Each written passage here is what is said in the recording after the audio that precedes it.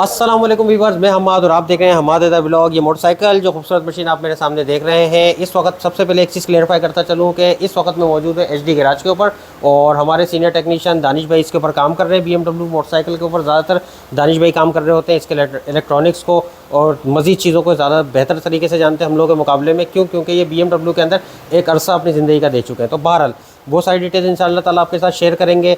Front shock का काम हो रहा है मोटरसाइकिल में, पहले वो दिखाऊंगा, उसके बाद दानिश भाई अपने काम में लग जाएंगे और मैं आपको मोटरसाइकिल की डिटेल्स दिखाऊंगा। तो दानिश दिखाइएगा, इसका एक शॉक जो है वो उसके अंदर लीकेज का इशू आया था कुछ सील का।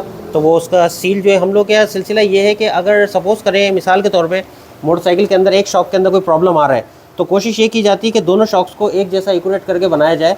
एक वो तैयार करके बना के लगा दिया गया है और ये दूसरा जो है शॉक जो है वो बनाया जा रहा है। वजह यह है कि जब एक दफ़ा में शॉक्स बनाए जाते हैं उनकी ऑयल की कैलकुलेशन जो होती है वो बराबर होती है और ऑयल कैलकुलेशन के अलावा भी सारी चीज़ें एक जैसी होती हैं। जब दोनों शॉक्स तैयार होते हैं एक साथ तो उनकी वर्किंग जो है वो प्रॉपर होती है। सामान ये आप लोग देख रहे हैं, सील्स वगैरह ये पड़े हुए, लॉक्स ये पड़े हुए, ये सारी चीज़ें मैं आपको दिखा इसलिए रहा हूँ कि आप देख सकते हैं कंडीशन चीज़ों की। तो बहरहाल अब दानिश भाई आप अपने काम को कंटिन्यू कर सकते हैं। मैं मोटरसाइकिल की डिटेल्स देता हूँ सारी अपने व्यूवर्स को। तो जैसा कि इस मोटरसाइकिल का स्टार्टर करते हैं, इसके फ्रंट से तो शॉक खुला हुआ है, मडगार्ड खुला। ऑब्वियसली इसका मडगार्ड भी कार्बन फाइबर ही होगा, मैंने देखा नहीं लेकिन होना चाहिए कार्बन फाइबर ही मडगार्ड इसके अंदर।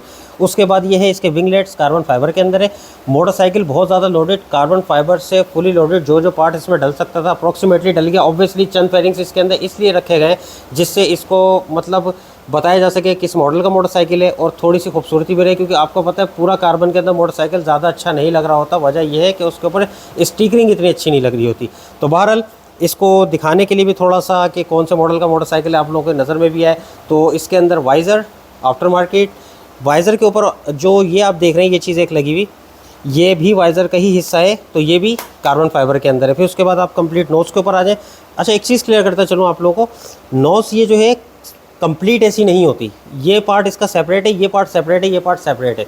ये सेपरेटिकल सारी चीज़ें अलग अलग आती हैं। ये इसके विंगलेट्स अलग आते हैं। उसके बाद पीछे लेकर आएंगे दानियल, ये देख सकते हैं आप, इसका टैंक का कवर पूरा कंप्लीट कार्बन फाइबर में है और इसको ऑब्वियसली अभी इसके ऊपर लेमिनेशन चढ़ी हुई है तो वो सारी चीज़ें चेंज की जा सकती हैं, लेमिनेशन वगैरह। उसके बाद हम लोग आए थे इसी तरीके से थ्रू आउट पीछे।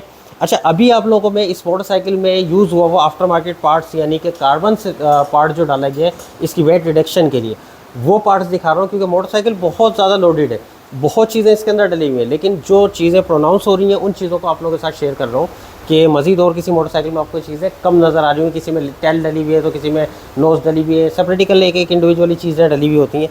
तो ज़रा ऐसी लेकर आइएगा दानियल, ये जगह दिखाइएगा। ये पूरा कार्बन का इसका टेल डला हुआ है और दोनों साइड से दिखाएगा। अभी मोटरसाइकिल ऑब्वियसली जब किसी गैराज के ऊपर खड़ा होता है तो वहाँ पे डस्टिंग भी होती है, उसके ऊपर ऑयल वाले ग्रीस वाले हाथ भी लग रहे होते हैं। तो मोटरसाइकिल थोड़ा बहुत आपको गंदा लग रहा होगा, जैसे ये ऑयल के निशान है, स्वेल मार्क्स वगैरह इसके ऊपर दिख रहा है। अच्छा, ये जो मैंने आपको बताया लेमिनेशन, ये लेमिनेशन हुई भी है, इसको पीपीएफ हुई भी है, ये हटेगी तो आपको पता है कितनी ज़्यादा शाइन कर रहा होगा मोटरसाइकिल। खैर, ये पोजीशन है इस वक्त। अच्छा, एक चीज़ आप लोगों के साथ और शेयर करता चलूँ, EFI मोटरसाइकिल और ख़ास तौर पे BM, डुकाटी और इस तरीके की यूरोपियन मोटरसाइकिल, एप्रिलिया वगैरह जिनमें इलेक्ट्रॉनिक्स भी है, जैसे कि होंडा CBR 1000 ट्रिपल आ रहे हैं, या जितने भी ज़्यादा इलेक्ट्रॉनिक्स वाले मोटरसाइकिल जिनके अंदर मल्टी मोड्स का इस्तेमाल होता है और बहुत सारे उसके अंदर सॉफ्टवेयरिकल चीज़ें जो हैं वो रन कर रही होती हैं और उनके अंदर बहुत सारे के मोड्स दिए हुए होते हैं। इन मोटरसाइकिल्स को खोलने के आज आप लोगों के साथ एक ट्रिक शेयर कर रहा हूँ जो ऑब्वियसली कोई भी गैराज वाला जो है वो शेयर नहीं कर रहा होता। तो दानियल ज़रा सा करीब लाइएगा। कभी भी अपने घर के अंदर मोटरसाइकिल के ऊपर छोटा मोटा भी आप लोग काम कर रहे हो, सपोज़ करें आप ये कोई लेटेस्ट मॉडल का मोटरसाइकिल, आप सोचते हैं कि मैं घर के ऊपर भी ब्रेक पैड्स उसके चेंज कर रहा हूँ सपोज़ करें, तो कोशिश किया करें, देख लें आप बैटरी देख लें, बैटरी के टर्मिनल जो है हमेशा जितने भी लेटेस्ट जनरेशन के मोटरसाइकिल हैं उनके टर्मिनल जो है वो आप कोशिश किया करें सबसे पहले आपने कोई भी काम स्टार्ट करने से पहले मोटरसाइकिल के टर्मिनल को डिस्कनेक्ट करना है और डिस्कनेक्ट करने के बाद आपने अपना काम शुरू करना है। क्योंकि देखें इलेक्ट्रॉनिक सस्पेंशन होते हैं, किसी में ईसा सस्पेंशन है, डिफरेंट टाइप्स के मोटरसाइकिल्स के अंदर डिफरेंट किस्म के इलेक्ट्रॉनिक सस्पेंशन आ रहे होते हैं। तो जिस तरीके से अलग अलग मोटरसाइकिल में अलग अलग कंपनीज़ के इलेक्ट्रॉनिक सस्पेंशन आ रहे हैं तो ऑब्वियसली वो ECU से VCM से कनेक्टेड होते हैं, उनकी प्रोग्रामिंग होती है, क्लस्टर के अंदर उनकी सेटिंग्स होती हैं, ग्रिप्स के अंदर उनके बटन्स होते हैं।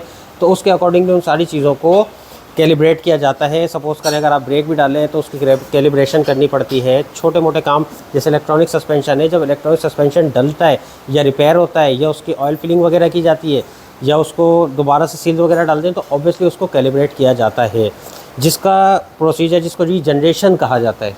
आसान अल्फाज में बता दूं कि अक्सर लोग बोलते हैं कि जी हमने मोटरसाइकिल को रीजनरेशन कराना है, उसके छोटे छोटे पार्ट्स भी अब चेंज होते हैं, तो पूरी मोटरसाइकिल जो है उसको सॉफ्टवेयरिकल जो है वो किया जाता है रीजनरेट। रही बात ये जो सारी डिटेल्स आपके साथ टेक्निकली मैं शेयर कर रहा हूँ, ये इस मोटरसाइकिल को सामने रख के और मद्देनज़र रखते हुए कर रहा हूँ, क्योंकि इससे पहले इतनी सारी इलेक्ट्रॉनिक्स से रिलेटेड बातें कभी भी मैंने आपके साथ शेयर नहीं करी। ये मोटरसाइकिल खुला हुआ भी था, लेटेस्ट जनरेशन का भी था, और मुझे नहीं याद पड़ता कि पाकिस्तान के अंदर यूट्यूब के ऊपर किसी ने भी इस तरीके का कंटेंट ओपन BMW 1000 RR का डाल के इस तरीके की चीज़ें आपको बताई हों।